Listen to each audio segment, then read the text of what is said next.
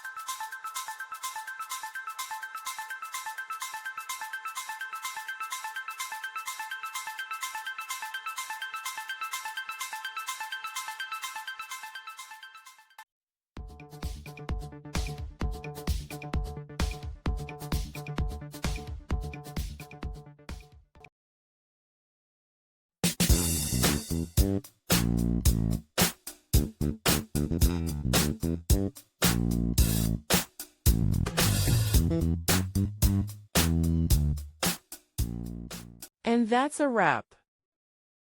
I hope you found the answer you were looking for. If you did, take a second to hit that subscribe button. It really helps out. And let me know in the comments which solution worked best for you. See you next time in the debug zone.